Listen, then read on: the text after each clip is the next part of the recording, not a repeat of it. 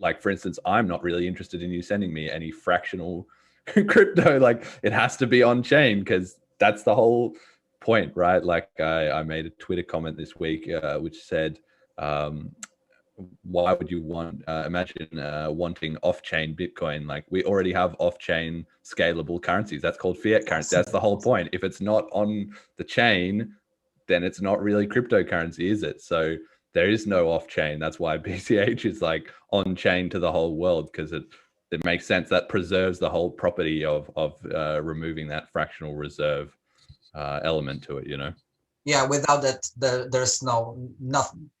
There's no solution to fractional reserve. Only self-custody is the solution here, because there's nothing really different about about yeah, coins and other assets. Why wouldn't they be fractionally reserved?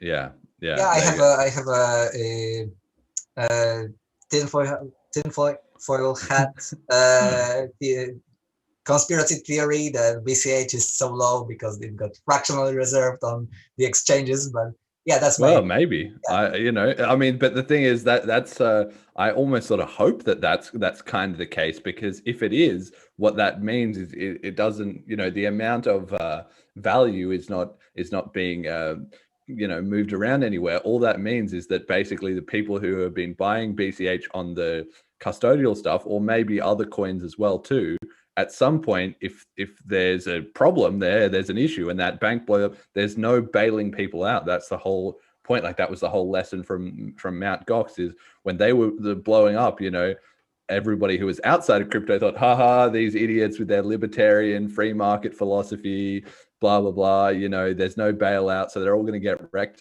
And everybody did. They all did get wrecked. But afterwards, there was still, a cap of 21 million Bitcoins, and whoever ended up sneakily, with the BTC at that time, that they'd got out of Mt. Gox, well, that was it. It was just as good as any other BTC, and the people who hadn't been involved in that weren't. And so a lot of people learn a very painful lesson, but from that point on, those people would then be holding on chain, and maybe we're going to see that process kind of repeat. But even if it, once the disparity emerges that there is a potential problem, then suddenly the value of on-chain BCH has a premium versus these kind of custodied coins, because there is no bailout at the end of the day. If that company can't withdraw all their, they can't create new BCH if they've fractional reserved, and so if there is a bank run on like Coinbase or on any other